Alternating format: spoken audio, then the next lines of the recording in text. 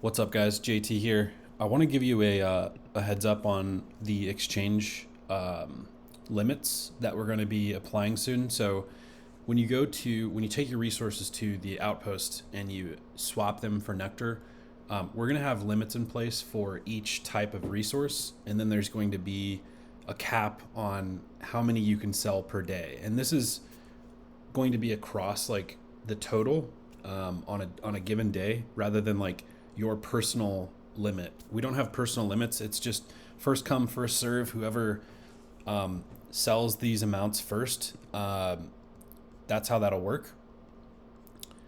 And also, all this stuff is subject to change. Numbers could change. These allocations could change. So let me walk you through, so this hopefully helps you understand what's coming. So we're gonna have a daily limit of 133,000 Nectar coins. Again, all this stuff could change, but at this very moment, this is what this is looking like. So we've got all of our resources that you can swap for Nectar coins. We have allocations for each of these. So for HQ, we're going to allow 5% of our total to be applied to HQ. We're going to allow 25% to go to scrap, and then you can kind of see the numbers for the rest of these. So that's what that column means, the allocation. There's the limit. So this is as a percentage, but this is the actual number of nectars that we'll cap it at for each resource. I'm going to mostly focus on scrap here, just because scrap is pretty much like the most valuable resource in the game besides HQ. But let's just kind of focus mostly on scrap as we work through this. The sell price per unit is for every single scrap that you sell at the exchange, you're receiving 1 nectar per scrap. So with HQ, you're getting 2.5 nectars per HQ. And then these numbers decrease as we go down. Starting with wood, it starts out at 0.02. So that's what this means. And then there's this multiplier, which is more just a reference for me to understand the the increase in value. So from wood to stone, this is 1.5 times more valuable, like the stone is, than the wood. And then when you jump up to from stone to metal frags, it's 2 times as valuable. And then from metal frags to sulfur, it's 1.3x. And then there's a big jump from sulfur to scrap. It's a 12x jump in value, and then it doubles at HQ. So scrap is like probably one of the best things you can sell. That's why we have such a high allocation into it, and that could change, but for now, that's what this is. And then we've got the quantity that you sell in a sort of like in one transaction at the exchange.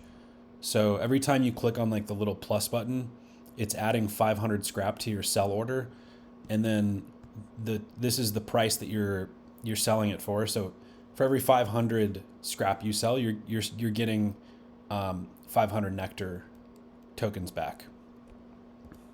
Sorry, I know that some of this might be a little confusing, especially because I'm kind of going through this quickly. And I don't think all of this is really important or relevant. I think if you're trying to figure out what to focus on, it's just and actually we're kind of, this is like a repeating column. This column is the same thing as this. This was just to double check some of my work here. And this is hourly, but basically, oh, sorry, it's not a repeat. It's actually taking the number of the resources rather than the total nectar. So like, let's look at this column too, because this is important. So let's say like, how much scrap is the exchange willing to sell per day?